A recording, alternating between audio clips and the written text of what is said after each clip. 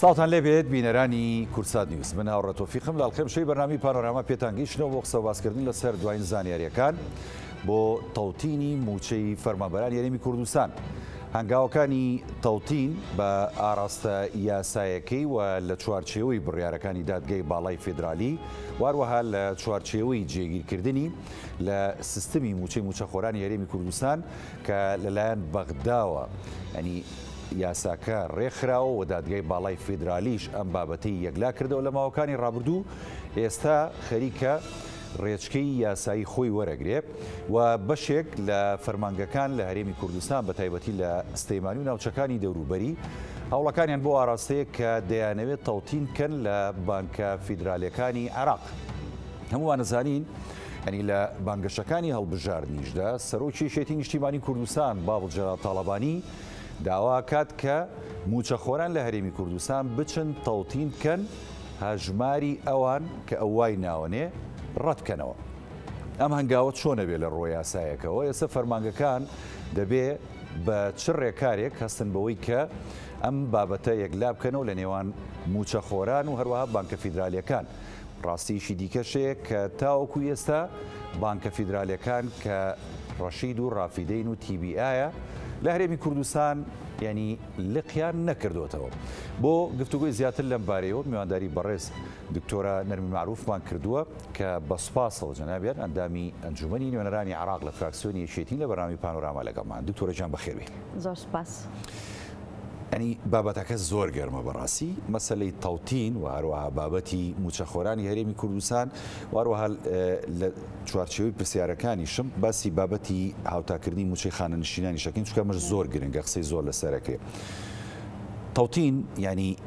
لە ڕۆ یاسایەکەوە بۆ هەرێمی کوردستان گونجاوە و ئێستا ئەمەی کە لە سلەیمانی و دەوروبەری دەستی پێکردووە بە ئاراستەی تەوتینکردنی موچەی موچەخۆرانی هەرێمی کوردستان تا چەندە یاساییە. بەڵێ سەرەتا سڵاو لە بەڕێز و لە سەرجەم بینەرانی کورسات نیوز.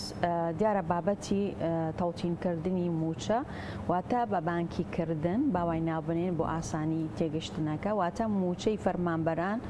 و خانەنشینان واتە هەر توێژێکە موچە وەرەگرێ لە حکوومەت بە بانکی بکرێ هەموو موچە خۆرێک ببێتە خاوەن ئەژمارێکی بانکی و لە ئەو ئەژمارە بانکیەوە لە ڕێگەی کارتێکی بانکیەوانێ بتوانێت موچەکەی خۆی ڕابکێشە و لە ئایندا بتوانێت لە ڕێگەی هەموو کارتەوە خەرجەکانی خۆشی بێدامینکە لە ڕێگەی کەناڵەکانیەوەی کە نقاتی بێعی پێوتری POS. دیارە ئەم پرۆسەیەکە چەند ساڵێکە لە عێراقا دەستی پێ کردووە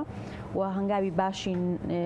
با بڵێن بڕیوە وەکو حکوومەتی فیدرال، بەڵام هێشتا لە هەرێمی کوردستانە موچە بە شێوەی کاش دابەشەکرێت جگەلەوەی کەوا لەم چەند مانگی ڕابردووە کە پرۆژەی هەژماری من هاتە ئاراوە بەشێک لە موچەخۆران موچەکانی وەرگرتووە. گرنگ ئەو پرسیاری جەنابتە کە ڕەنگە پرسیاری زۆرینەی هاونیشتیمانیان و بە تایبەتی موچەخۆران بێ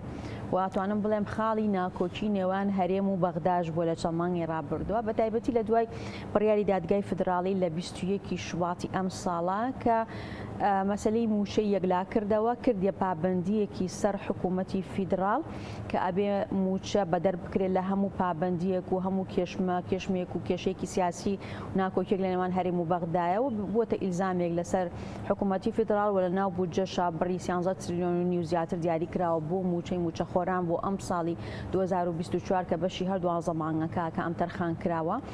و مەرجی دووهەمی دادگای فیدرالی ئەوەیە کە نابێ هیچ موچە یاخوب ڕەپارەیەک بۆ موچە خەرج بکرێت لە دەرەوەی تەوتین. ئەگەر هاوڵاتیان و بینەران بیریان مابێ لە سەرەتای دەرچوونی بڕیارەکە وەزیری دارایی عێراق ئامادە نەبوو تەنانەت بۆ یەک مانگیش موچە بنێرێ ئەیویست پێویستیەکە پێویستەکە بۆ تەواو جێبەجێکردنی بڕیارەکەی دادگای فیدرالی ئەبێ دەست بەجێ لە مانگی سێوە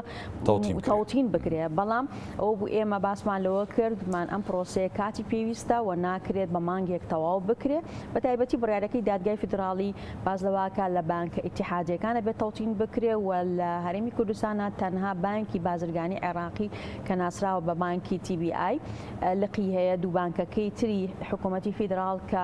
ڕافیدین و ڕەشیدە هێشتا لقیان نەگەڕاوەتەوە بۆ کوردستان بۆیە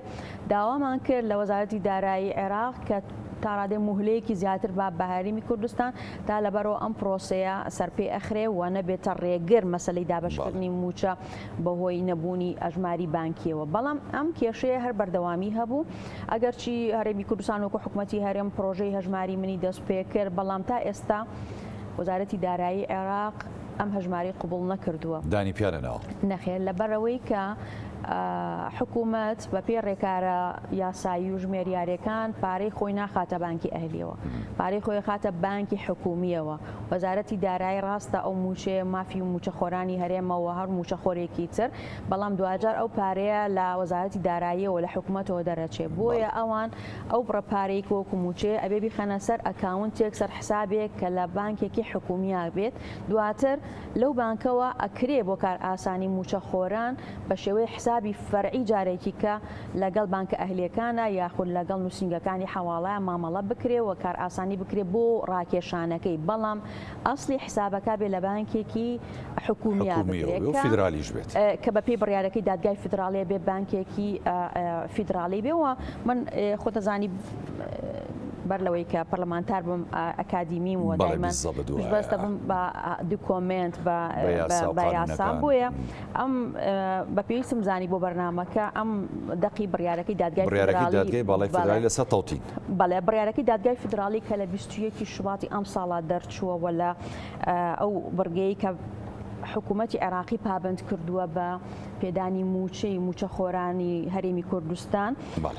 ئاماژە یاوە بە دوو شتی زۆر گرنگ لێرانەیە. ڕاستە لە چەند خاڵێک پێهات و بەزم لەم خاڵی کە هایلایتم کردووە و هەر کەسێک بێتوانێت لە بگەڕێتەوە سەر سایتی دادگای فیدراڵی و ئەم بڕیارە دەربێت. لێرانەیە ئەم بڕیاری دادگای فیدراڵی ئیسینادی کۆتە سەر قانونی بودجەی 3 ساڵەی ئەوەی کە ساڵی پار لە پەرلەمانی عێراق دەرچووە، قانونی ژمارە 13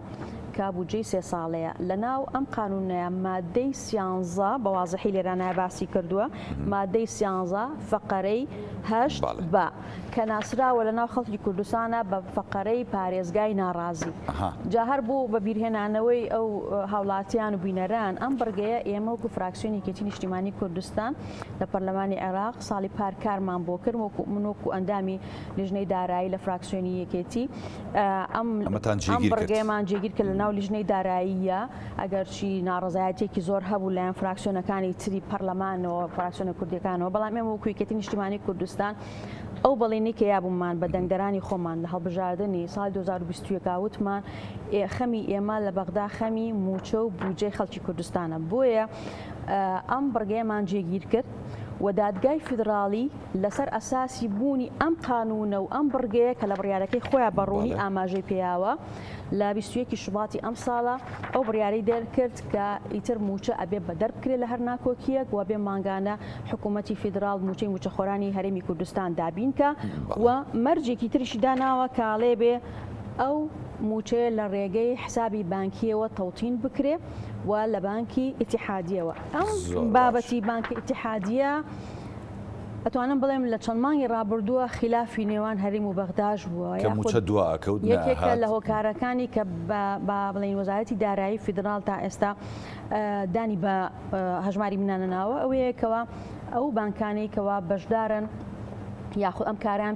لە ئەستۆ گرتووە بانکی ئیتیحادی نین، ئەگەرچی لەو کۆتاییانەیە بانکی TBI و مساهیمە لە ناو هەژماری منە، بەڵام ئەو مانایی تەوتین نابەخشێ کە لە بڕیارەکەی دادگای فیدراڵی لە چوارچێوەی هەژماری من طبعاً ئێمە خۆتان زانن بۆ بەدواداچوونی ئەم پرساوە بۆ ئەوەی کەوا کۆتایی بێنین بە دواکەوتنی دابشکردنی موچە چەنە دواکەوتنەکە هەمووی هۆکارەکەی تەوتین نییە، کۆمەڵی هۆکاری تر هەیە کە پەیوەندی هەیە بە لیستی موچە و تێبینیەکانی وەزارەتی دارایی و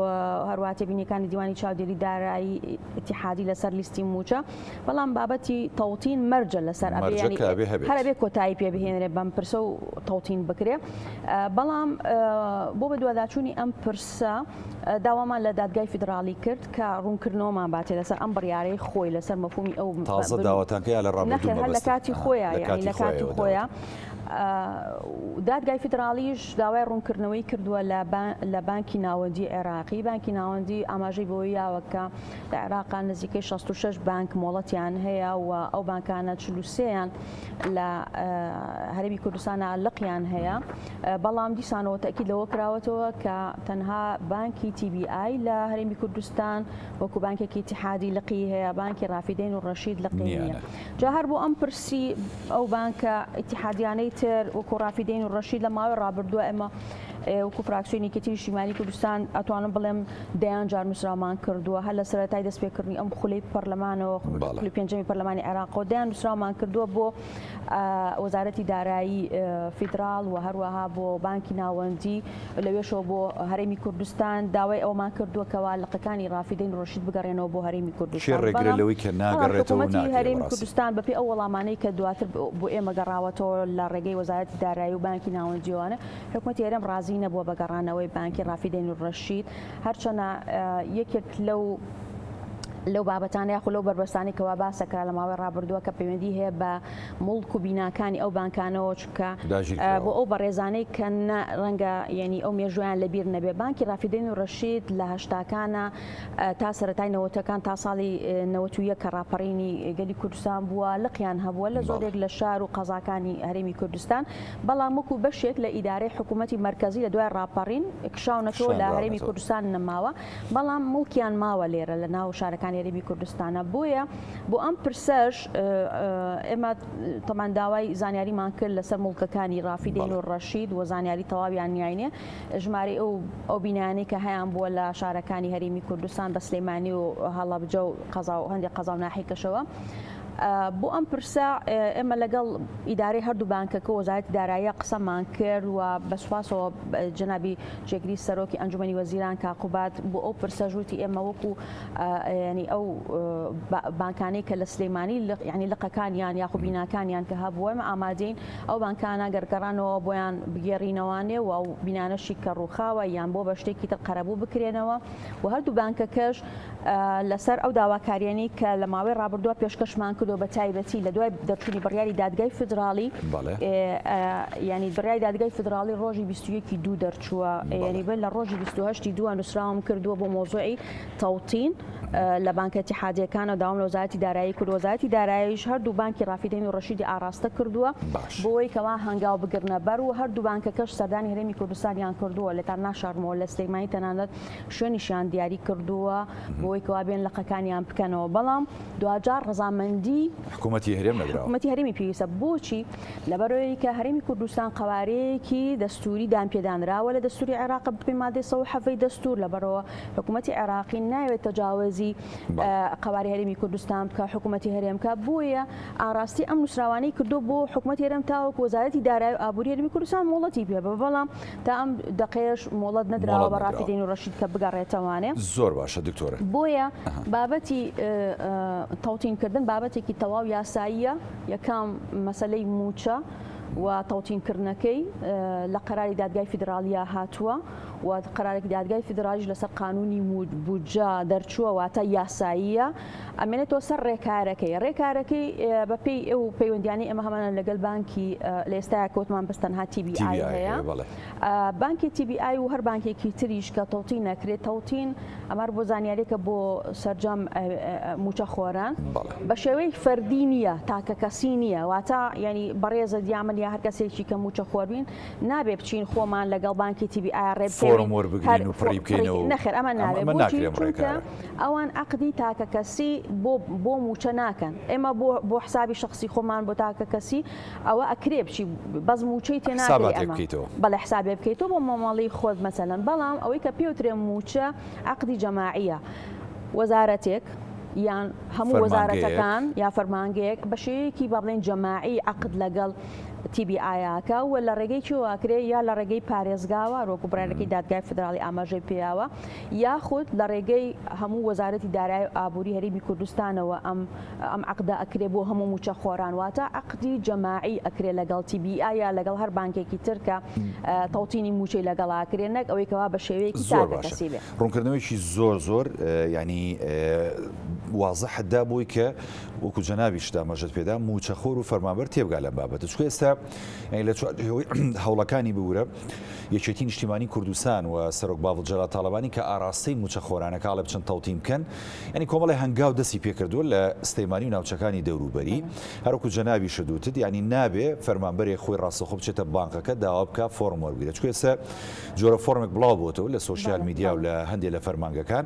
ئەڵێ ئەمە پڕ بکەنەوە تاوان ئەمە ڕێکارەکان بۆ شێوازەیە کە جەنابەت ینی باسیەکەی ئەگەر فەرمانگەیەک لە پارێزگای سلێمانی ژماری موچەخۆرەکەی بۆ نمونە 150 موچەخۆر بوو هەمویان ئەم فۆرمەیان پڕ کردەوە ئەکرێ ڕاستەوخۆ وەکو جەنابە دوتت پارێزگا یاخود خۆیان ڕاستەوخۆ ئاراستەی وەزارەتی دارای عراقی بکەن بۆی کە بابەتی تەوتینیان بۆ جێبەجێ بکە ئەگەر وابێ ئەمە گونجاوە ئەگەر نا وەزارەتی دارای حکوومەت یاریمی کوردستان ئەتوانێ ڕێگری و ئالنگاری دروستکە بۆ ئەم بابەتە دکتۆرە نەرمین چکەمە زۆر گرنگە بەڕاستی خۆی بڕیارەکەی دادگای فدراڵی نەخێر ئالنگاری ناتوانێت یاخود بربەستی بۆ دروستکە پشتبەست بە پرگەی پارێزگای ناڕازی کە لە قانونەکەی هەیە یعنی واتە ئەساسێکی قانونی هەیە بۆ ئەو مەسلەی تەوتینە ئەگەر پارێزگای بوێ ڕاستەوە خۆی مامەڵە بکات لەگەڵ وەزارەتی دارایی و سەرۆک وەزیرانی حکوومەتی فدراڵیش ملزمە بەوەی جێبەجێکردنی ئەو بڕگەیە هەروە وەکوتم بڕیارەکەی دادگای فدراڵیش ئاماژەی یاوە بە نەسی ئەو مادەی قانونی بووجە بەڵام بۆکو وتم بە شێوەیەکی گشتی نابێ بە تاکە کەسی بێ بەڵکو بێ بە شێوەیەکی منەظەم بێ و پارێزگای سلێمانی هەمووی ئەتوانێت ئەو داوایە پێشکەشکە بە وەزارەتی دارایی عێراق یاخود ئومێ دەکەین هەموو حکوومەت هەموو وەزارەتەکان ینی نەک تەنها پارێزگایەک بەڵکو هەموو پارێزگاکان موچەکانیان دەڕێگەی وەزارەتی دارایی ئابووریەوە ئەو داوای پێشکەش بکرێ بە حکوومەت نایکات دکتۆریانی بەڕاستی بەڵام وەکوتم ئەگەر نەبێ ئەوە بەدیلی ئەوەی دووەمیان هەیە کە بڕگەی قانونیەکەی کە وتمان قانونی موازنە مادەی 13 فقرەی 8 کە ئەو ڕێگەی یاوە بە پارێزگایە کە ئەگەر بۆ شێوازە ڕازی نەبێت ئەتوانێ وکوتم پارێزگای ناڕازی ئەتوانێت خۆی داوای ئەوە بکات بەڵام وکوتم تاکەنا بەڵکو بە شێوەیەکی جەماعی بێ و کاتەوە پارێزگای سلێمانی ئەتوانێت ئەو داواکە وەکو پارێزگا ئەو داواکاری جەماعیە پێشکەشکە بەڵام بەو فۆرمە ناکە بەڕێزەوە لەبێت ئەو فۆرمێکە بە کوردی بڵاو بۆ فۆرمێکەوە ینی وەکە من بینیوە فۆرمێکی کوردیە دیارە ئەو ئەکاونتانە پێویستی بەوەی هەیە لەبەرێکە ئەو کارتانە سبەی ڕۆژ بەکارهێنێ لەسەر ینی بڵێن ڤیزە کارتە یا ماستەر کارتە ئەدرێ ئینتەرناشنال بەشێکی نێودوڵەتی توانین لە چەندین وڵاتی تریش بەکاری بێنی لەبەرەوە بە ئینگلیزی داتاکان کۆکرێتەوە ئەگزل شیتێکە بانکی TBI یا بە دەوائیرەکان هەندێک لە فەرمانگەکان پیان گەشتووە هەندێکیش ڕەنگە پیان نەگەشت بێت بەڵام لەبەرێک کە هاوکات فۆرمێکی کە هەبووە بۆ کۆکردنەوەی زانیاری بۆیە جۆرێک لە تێکەڵاوبوونیەکەیە ئەنا ئەو فۆرمەی TBI فۆرمێکی ئینگلیزیە زانیاریەکانی بە ئینگلیزی کۆکرێتەوانەیە چونکە دوجارش کارتەکە بە ئینگلیزی لێ ئەنووسرێ وەکوتم ئەم زانیاریانە ئەبێ پشتڕاست بکرێتەوانێت لەلایەن فەرمانگەکانەوە و ئەنێردرێ بە شێوەیەکی جەماعی بۆ TBI و ئەو کاتە TBI کاری لەسەرەکات چەنەمە لە ماوەی ڕابردووە بانکی TBI و ئامادەی خۆی دەربڕی لە ماوەی 2 مانگە تەوتین بۆ هەموو موچەخۆرانی هەرێمی کوردستان بکە ئەگەرچی لقەکانیان لە ئێستا کەمە لە هەرێمی کوردستان بەڵام ئەوان ئامادەی خۆیان دەربڕی کە ژمارەی لقەکانیشیان زیاد کاتەم کاریان پێکرێ و ئەستەمیش نییە نەخێر ئەستەم نییە و ئامادەی خۆیان دەربڕیوە کە لقی زیاتر بکەنەوە فەرمانبەری زیاتر بێنن بۆیکەوە لە ماوەیەکی کەما یەک شتی کەشێ بەڕاستیم پرسی ئەم پرسە هەڵواسراوانی کە پەیوەندی هەیە بە موچەوە لە هەرێمی کوردستانە ئەبێت تا کۆتایی ئەم ساڵ کۆتایی پێبهێنری ئەو کێشانە واتە لە دوا سەردانی ئەنجومەنی باڵای ئابووری عێراق بۆ هەرێمی کوردستان لە سەرەتای مانگی نوێیە ڕێکەوتنێک هەیە لەگەڵ حکوومەتی هەرێمە بۆ ئەوەی کەوا ئەو کێشانەی کە پەیوەندی هەیە بە نێوان هەرێم و بەغداوە مۆڵەتێک یا مهلەیەک هەیە لە بەردەمی هەرێمی کوردستان تا مانگی 12 کۆتایی پێبهێنێ مەسەلەی مەسەلەن نەبوونی بایۆمەتری بۆ ژمارێک لە موچەخۆران کێشەی ناوی دووبارە یاخود ناوی لێکچوو مەسەلەی بە هەموارکردنی ئەفۆن هاوتاکردنی موچەی خانەنشینان مەسەلەی تەواوکردنی یاخودکردنەوەی ئەو ئەژمارە بانکیە بۆ موچەخۆران ئەمانە بێت تا کۆتایی ئەم ساڵ بەڵێ ئەمانە ئەبێ هەر هەمووی تا کۆتایی ئەم ساڵ کۆتایی پێبهێنرێ تەواو بێ و کێشانە بۆچی چونکە چەندین جار وەزیری دارای عێراق دووپاتەوەی کردوتەوە کە هەر کات موچەخۆر موچەکەی تەوتین کرا ئیتر ئەوان پێویستیان بەوە نابێت لیستی موچە بڕوا بۆ بەغدا و هەموو مانگێک وردبینی لە وردبوونی تەواو بوو وردبینی تەخیر بوو ئەمانە کۆتایی پێهێنرێ و جگە لەوەیکەوە هەر موچە خۆرێک کە تەوتیلی موچەکەیەکە سەربارەوەیکەوە لە موچەی لە بانکێکی حکومی مەترسی لەسەر نابێت لە بەرەکە هیچ کات حکوومەت ئیفلاس ناکە لە هەمان کاتە سوودمەند دەبن ئەو تەوتینە ئەم گرنگجیەکەی باسکی بۆ خەڵک چۆن ڕاستی ئەمەش زۆر خەڵک بە دوواداچوونەکە پرسیارەکە تەوتین باشترەیە هەژماری من کەواتە حەزەکەم لەسەر زاری دکتۆرە نەرمینەوە بزانین تەوتین سوودەکانی بۆ موچەخۆر و فەرمانبەر چی بەڕاستی ڕاستیەکەی ژەوەیەکەوە بانکەکانی حکوومەتی فیدرال بە ڕافیدەین و ڕەشیدیشەوە و بانکەکانی تریش تقریبا حکوومەتی عێراقی حەو بانکی هەیە بەس چواریان بانکی اختصاصین زراعە ئەو صناعە و عقار و ئەوانە بەڵام سێ بانکیان بانکی بازرگانین کە ناسراون لە ناو هەرێمی کوردستانیشا وەکوتم ڕافیدەین و ڕەشید و TBI ئەمانە لە چەند ساڵی ڕابردووە ڕۆڵێکی باشیان هەبووە لە پێدانی قەرز و پێشینەی جیاواز بە هاوڵاتیانی عێراق جگە لە هەرێمی کوردستان بۆ دروستکردنی خان و بۆ کڕینی شوقا یاخود قەرزی بواری مەسەلەن ڕاکێشانی ئۆتۆمبیلە یان کڕینی کەلوپەلەتان قەرزیان هەیە بۆ نەخۆشی درێژخایەنیش کەمانە بەداخەوە خەڵکی کوردستان لی مەحرومن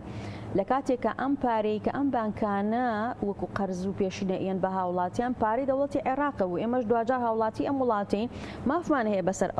ئەو سامانی ئەم وڵاتە هەیەی و ئەو دینارەی کە ئێمە بەکارێن هەمان دیناری عێراقیەوە گۆڕانکارین بەسەر بەهای دینارایەت کاریگەری لەسەر هەرێمی کوردستانی ژەبێ ئەو بژێوەیە کە ئاستی بژێوەیە کە هەیە بە گشتی تقریبا توانی بڵین نزیکە لە یەکترەوە لەبەرەوە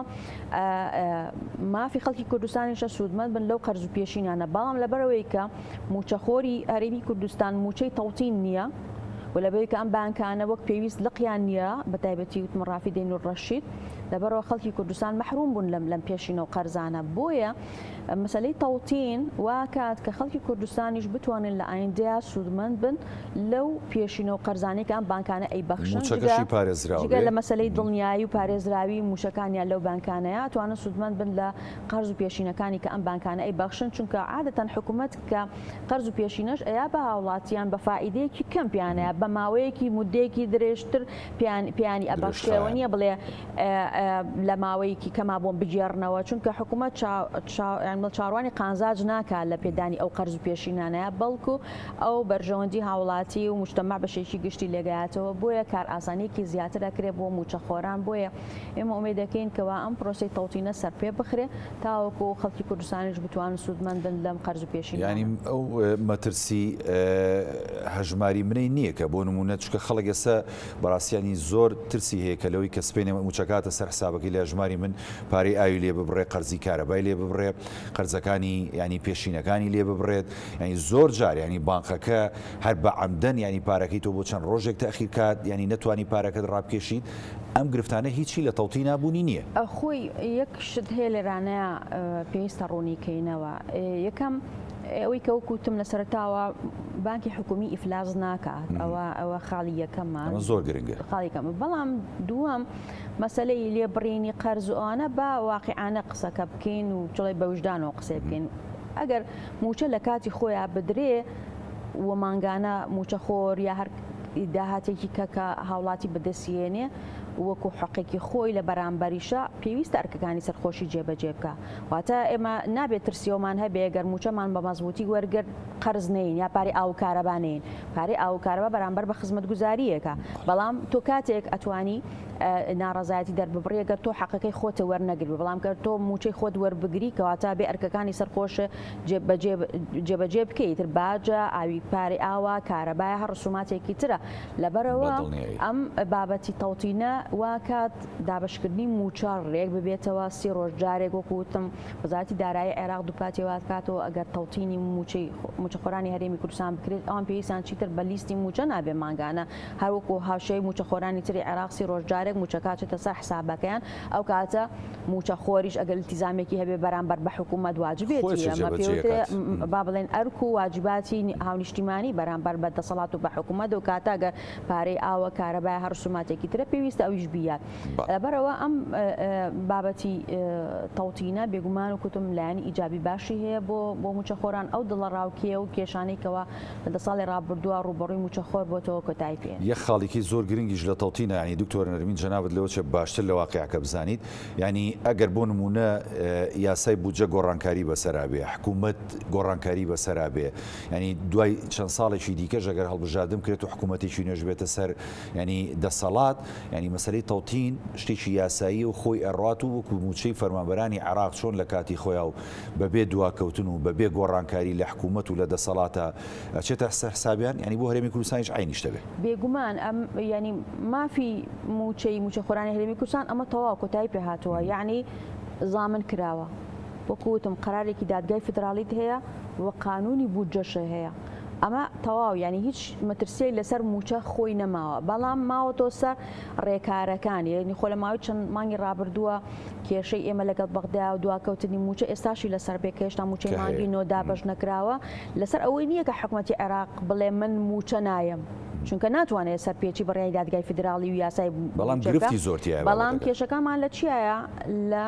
جەوهری لیستی موچەکەیە کە تێبینی زۆر هەبووە لەسەر لیستی موچە خۆرانی هەرێمی کوردستان وەکوتم مەسلەی تەواو نەکردنی بایۆمەتریک بۆ ژمارەیەک لە موچە خۆران کێشە لە لیستی ناوی هێزە ئەمنیەکان و هێزی پێشمەرگە تێبینی هەبووە لەسەر طبعا ئەم تێبینیانە کۆڵێ بە ویژدانەوە بێ قسە بکە هەندێک لە تێبینیەکان مافی حکوومەتی عێراقی بووە وتم تێبینی هەبووە لەسەر بوونی ناوی دووبارە ناوی لێکچوو نەبوونی بایۆمەتری ئەم کێشانە هەندێکیشی نانەخێت لە حکوومەتی عێراقی یا خۆزاری دارای عێراق لەسەر حەق نەبووە بە تایبەتی بابەتی موچەخۆران و مامۆستایانی خوێندنی کوردی لە ناوچە ناکۆکەکان بەڵێ لە کەرکووک لە خانەقین لە چەند ناوچەیەکی ترکە ئەمە ئەبوایە لە 20 ساڵی ڕابردووە خەرجەکان بچواتە سەر حکوومەتی فیدراڵ هەروەکو هاوشێوەی خوێندنی کوردی و عەفوان خوێندنی عەرەبی و خوێندنی تورکمانی و خوێندنی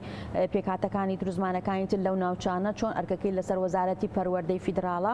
ئەبوایە خوێندنی کوردیش ئەرکی خەرجەکەی لەسەر حکوومەتی فیدراڵ بووە بەڵام لە 2006 تا ئێستا هەر لەسەر حکوومەتی هەرێم بووە بۆیە یەکێک لەو تیبینیانەی کە وەزارەتی دارایی هەبوو لە ماوەی ڕابردوو لەسەر لیستی موچە و توێتی ئەم مامۆستایانە دوو موچە وەرەگرن لە کاتێکان نەخێر دوو موچە نەبوون موچەکان لە هەرێمە بەڵام خزمەتەکان لە دەرەوەی هەرێمە لەوەیە ناحەقی کرد بوو بەرامبەر بە هەرێمی کوردستان بۆیە وەکوتم ئێستا مهلەیەک هەیە لە بەردەم هەرێمی کوردستانە هەتاوەکو کۆتایی ئەم ساڵ تا کۆتایی مانگی 12 ئەم تێبینی و سەرنجانەی کە وەزارەتی دارایی و دیوانی چاودێری هەیە بووە چارەسەری بکات بۆ ئەوەی لیستی موچە پوخت بکرێت پاک بکرێتەوە ئیتر کێشەی موچە نەمێنێ بەتەواوی. دکتۆر نەرمین ئەگەر لە داهاتووشی نزیکیشە بانکی ڕافیدین و ڕەشید ینی لقەکانی لە هەرێمی کوردستان بە تایبەتی لە پارێزگای سلێمانی و ناوچەکانی دەوروبەری نەکاتەوە TBI ینی گونجاوە هەرچەنە پێشتری ژاماژەت پێدا کە لە توانایە هەیە لە ماوەی 2 مانگ هەموو موچەخۆرانی هەرێمی کوردستان تەوتیم بکە ئەتوانێت بابەتی سلێمانی و هەڵەبجە و ئیدارەکانی گەرمیان و ڕاپەڕین یەکلا بکاتەوە ڕاستەوخۆ خۆی لەسەر ینی پشتبەست و بەو لیستی موچەیی کە لە بەردەست وەزارەتی دارایی عێراقا و هەروەها ئەو بایۆمەتری کە لە بەردەست وەزارەتی دارایی عێراقا هەیە هەرێمی کوردستان بەڵە بە دڵنیاییەوە توانێت ئەوە بکا وەکوتم قانونی موازنە پشتیوانیەکە بڕای دادگای فدراڵیش پشتیوانیەوە کەواتە مخالفەیەکی قانونی نییە و بە تایبەتی ئەو بانکە خۆی لقی هەیە لە ئێستاە ئەکرێ ئەو کارە بکرێ بەڵام ئێمە ئومێد دەکەین لە دەرەنجامی ئەم هەڵبژاردنەی کەوا چاوەڕوان نەکرێت دە ڕۆژی ترا ئەنجام بدرێ و حکوومەتێکی نوێ پێک بهێنرێ و حکوومەتە نوێیە خۆی ئەو هەنگاوە بگرێتە بەروە لە بەرژەوەندی هەموو خەڵکی کوردستان ئەو هەنگاوە بنێت. زۆر باشە مەسلەی بابەتی هاوتاکردنی موچەی ینی خانەنشینانی هەرێمی کوردستان هەنێکی جێبەجێ کرا و هەنێکی تا ڕادەیەکیش گلەیان نەبوو کە ینی نادادپەروەریی تێدا بوو ینی موچەکانیان بەو شێوازە زیای نەکردووە کە هاوڕێکانیان و برادەرەکانیان زیای کردووە بابەتە بە کۆتا هاتووە لە بەغدا مانگە موچەخۆران بە تایبەتی خانەنشینان چۆن موچەکانیان وەرەگرن وەکو بابەتەش لە ماوەی ڕابردووە بەڕاستی زۆرمان کار لەسەر کرد خۆتان نەزانن لە ساڵی 2014ەوە عێراق یاسای خانەنشینی با بڵین یاسا کۆنەکەی ئیلغا کردەوە یاسایەکی نوێی دەرکرد کە یاسای ژمارە 9 ساڵی 2014ەیە. ئەجا من ڕاستیەکە بێڵم بەڕاستی باشم بیرە کە سەرەتای ساڵی 2015 بوو کە پەرلەمانی کوردستان ئەو کاتویستی یاسای خانەنشینی عێراقیش لە کوردستان نافز بکرێ وتەنانەت من وەکو پسپۆرێکی بواری ئابووری لە پەرلەمانی کوردستان و یاساکەمان بۆ هاو بۆ زانکۆی سلێمانی لەگەڵ دوو مامۆستایتری هاوڕێمە دراسی ئەو قانونەمان کرد بۆی بیگونجێنین لەگەڵ بارودۆخی کوردستانە و ئەو توێژانەی کە لە ناو یاساکەی عێراقانیە بۆ نمونە مەوارسی شەهیدمان هەیە، پێشمەرگەمان هەیە، پێشمەرگەی دێرینمان هەیە، چۆن بتوانین لە ناو یاساکە جیان بکرێتەوانێ چکە دوجار کاڵی یاسای خانشینی یەکگرتو ئیتر هیچ یاسایەکی جیاواز نامێنێ ئەم یاسایە بۆ هەموو شیلی توێژەکان بەکارهێنرێ. دوای دراسەکردنی گەڕانمانەوە بۆ پەرلەمانی کوردستان بەڵام خۆتان نەزانن لەو سەروبەندی 2015 بە دواوە قەیرانی دارایی ئابووری زۆر لەسەر هەرێمی کوردستان قورس بوو بۆیە حکوومەت ئەو ساڵانە نەیتوانی تەنانەت موچەخۆرانیش بە تەواوی بە پاشەکەوت و لێبڕین و نەپێنەدانی موچەش ئارا بۆیە ئەو یاسایە لە هەرێمی کوردستان جێبەجێ نەکرا. هەر بۆیە ئەو یاسایی کە لە کوردستان بابڵێن ئاعتیمادیەکرایە سەر بۆ موچەی خانشینی لە عێراق ئیلغا بوو بۆوانێ. ژمارەیەک لە خانشینانی هەرێم لە دادگای فیدراڵی لەسەر ئەم نادادیە سکاڵایان تۆمار کردووە و لە کۆتایی ساڵی 2022 بڕیاری 212 دادگای فیدراڵی دەرچووە بۆ خانەنشینانی هەرێمی کوردستان کە پێویستە حکوومەتی هەرێم قانونی تەقاعودی عێراقی ژمارە 9 ساڵی 2014 جێبەجێکە. بەڵام ئەم جێبەجێکردنی ئەم یاسایە هەردووا کەوت 2023 شەر جێبەجێ نەکرا هەتاوەکو تقریبان ناوەڕاستی ئەم ساڵ شاندێکی خانشینانی هەرێمی کوردستان سەردانی بەغدایان کرد. من لەگەڵیان نابووم بۆ سەردانیکردنی لیژنەی دارایی لەگەڵ فراکسیۆنە کوردستان لەگەڵ شین سەردانی دادگای فیدراڵیمان کرد بۆ ئەوەیەوە ئاهەنگا و بنێن چۆن ئەو یاسایە ئەو بڕیاری دادگای فیدراڵی جێبەجێ بکرێ و حکوومەتی عێراقی لیژنەیەکی پێکهێنا لە خەڵکانی پەیوەندیدار لە وەزارەتی دارایی لە هەیئەتی تەقاعود لەلایەنەکانی ترەوە نوێنەرایەتی هەرێمی کوردستانیش بۆ دراسەکردنی مەلەفی هاوتاکردنی موچەی خانشینانی هەرێمی کوردستان بە عێراق. لەم سەروبەندەشە هەرێمی کوردستان حکوومەتی هەرێم بۆ موچەی مانگی حەوت بەشێک لە خانەنشینان کە خانشینانی مەدەنیە ئەوانەی کە لە دوای ساڵی 2014 خاننشین بوون موچەکانی هاوتاکردن بواتە بۆ یاسایی عێراق موچەی بۆ دابشکردن. بەڵام لێرانەیە چەند خاڵێک هەیە باسیکەن. یەکەم ئەوانەی پێش 2014 خاننشین بوون وەک ئەوانەی دوای 2014 هاوتا نەکرابوو بۆ ئێمە جۆرێک لە نادادی دروست کرده بوو و ئێمە داواکاریەکانی ئەوانە پێمان گەیشتەوە. من بۆ خۆم نزیکەی 555 کەس واژۆیان کرده بوو داواکاریان پێشکەش بوو کە داواکاریەکان بگەێنرێتە ئەو لیژنەیەکەوە کوتم لە بەغدا پێکێنراوە بۆی داوای ئەوانە کرد کە سەیری دۆسی ئەمانش بکرێت و مافی ئەمانش پارێزراوە بێ و لە ئێستا تقریبا چەند ڕۆژێکە بێ بەڕێوەبەراتی خانشینەکان ئاگادار کراونەوە کە بە دۆسی ئەم کەسانە شابچنەوە و هاوشێوەی ئەوانەی دوای 2014 موچەکانیان هاوتا بکرێ واتە ساڵانی خزمەت و بڕوانامە لە بەرچاو بگیرێ لەوە چاڕۆیەکی لە چەند ڕۆژی داهاتوە ئەو کارە تەواو ببێ کەمە مافوو ئەوانی شەگەڕێنێتەوە. خاڵێکی ترەوی ژەوەیەکەوە لیژنەی ڕاستپێردرا و لەسەر ئاستی عێراق بۆ ئەم پرسە چەند کۆبنەوەیەکیان کردووە. من ئاگادارم لە کۆبنەوەکانیان بەڵام هێشتا کارەکانیان تەواو نەکردووە. چەند شتێک هەیە هێشتا ڕێککەوتنی لەسەر نەکراوە. یەکێکیان مەسەلەی سندوقی خانەنشینیە کە لە هەرێمی کوردستان مام سندوقەمان نییە. لە عێراق سندوقی خانەنشینی هەیە و تەمەنی خانەنشینی لە هەرێمی کوردستانە تەمەنی خانەنشینی هێشتا 63 ساڵە بە یاساکەی عێراق 60 ساڵە ئەبێ ئەمە هاوتا بکرێ. هەرچەنە لە ئێستاە هەوڵێک هەیە بۆ ئەوەی کەوا یاسای خانەنشینی یەکگرتووکەی عێراق لە پەرلەمانی عێراق هەموار بکرێتەوە و یەکێک لە پێشنیازەکانەوەیە کەوا تەمەنی خانەنشینی لە عێراقشا بگەڕێتەوە بۆ 63 ساڵ. بەڵام ئەمە هێشتا خوێندنەوەی یەکەمیشی بۆ نەکراوە لە پەرلەمان هەرچەنە پڕۆژەکە هاتووەتە پەرلەمانی عێراق.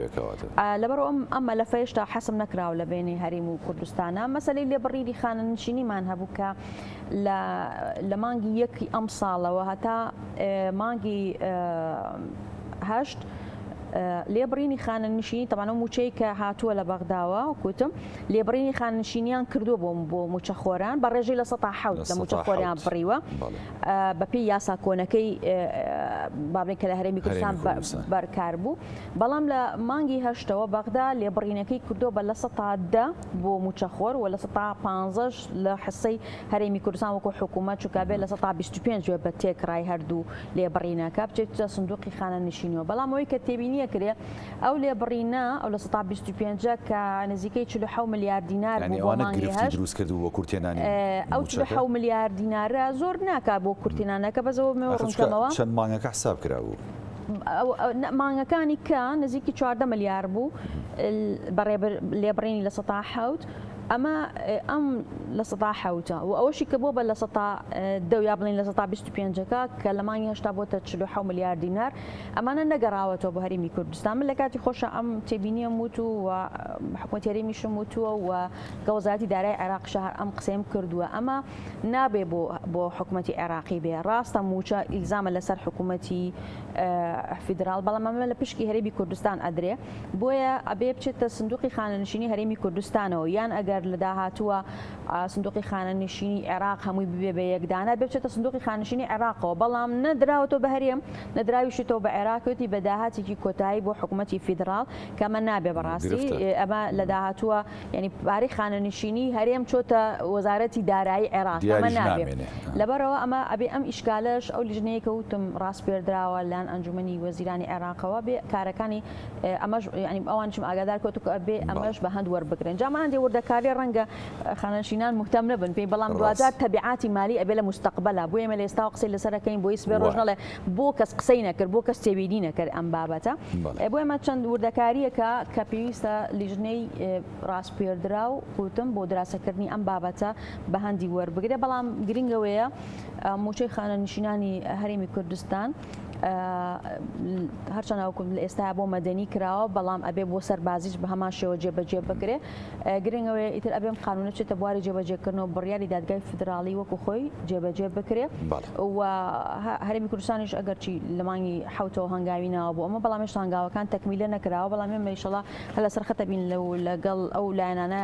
لایەنە پەیوەندیدارەکان لە پەیوەندیا بین بۆ ئەوەی کەوا تەواوی بڕیارەکە وەکو خۆی جێبەجێ بکرێ بە کورتی یەک بابەتی کە هەیە وتمزام وەڵامەشی کورد لە جەناب وەرگەمزام زانیاریت هەیە موچەی مانگی نۆ ڕاستە بەشێکی هاتوو ئەوەی کە گەیشتووە هیچ زانیاریەکەت هەیە لەوبارەی دکتۆر نەدمێ من دوێنێ ئێوارە لەگەڵ وەزارەتی دارایی فیدراڵە قسەم کردووە ئەوان وتیان تەواوی موچەی مانگی نۆمان ناردووە و بڕەپارەی کە پێویستە بۆ موچەی مانگی نۆ بەڵام لەو بڕێپارەی کە هاتبوو سەرەتا بۆ موچە خۆرانی مەدەنی کە نزیکی 600 ملیار دینار بوو هەرێمی کوردستان بڕێک پارەی بەکارهێنا بۆ پڕکردنەوەی کورتێنانی موچەی مانگی هەشت کە دوو ڕۆژ پێش ئێستا تەواو بووە تا ڕۆژ سێشەممە دابەشکردنی موچەی مانگی هەشت تەواو بوو بۆیە ئەو پڕەپارەی کە بەغدا ناردۆدی بۆ موچەی مانگی نۆ کورتێنانی تیا دروست بووە پێویستە بابزانام نزیکی 243 ملیارێکی پێویستە بۆ ئەوەی کەوا پڕ بکرێتەوە لەبەرەوەی کە ئەو تێبینیانەی کە هەبووە لەسەر لیستی موچەی مانگی حوت تێبینەکان وەکو باسم کرد تۆزە پێش ئێستا وای کردووە کە بەغدا پارێکی کەمتر بنێرێ بۆ هەرێمی کوردستان لەبەرەوە ئەم کورتێنانەی مانگی حوت بە مانگی هەشت پڕکرایەوە ئەوەی مانگی هەشتیش بەوەی مانگی نۆ پڕکراوەتەوە لەبەرەوە ئێستا هەرێمی کوردستان پێویستی بۆ 243 ملیار دیناری ترە بۆی کەوا بتوانێت تەکمیلی ئەو پارەیە بکە کە نزیکی تقریبا 998 ملیار دینارە بۆ دابشکردنی موچەی مانگینەوە بەڵام گرنگەوەی پارەکار هاتووە وارە بێ دابش بکرێت یەک پرسیاری کۆتایی و بە کورتیەگە هەڵام بێتەوە زۆ سپاس دەکەم وەزارەتی دارایی عێراق ئەتوانێت موچەی فەرمانبەران لە شاری سلێمانی تەوتیم بکات؟ بەڵێ ئەتوانێت سپاس بۆ دکتۆر نەرین معروف ئەندامی ئەنجومەنی نوێنەرانی عێراق لە فراکسیۆنی یەکێتی کە لە بەرنامی پانۆراما لەگەڵمان بووی بەخێر بێ دووبارە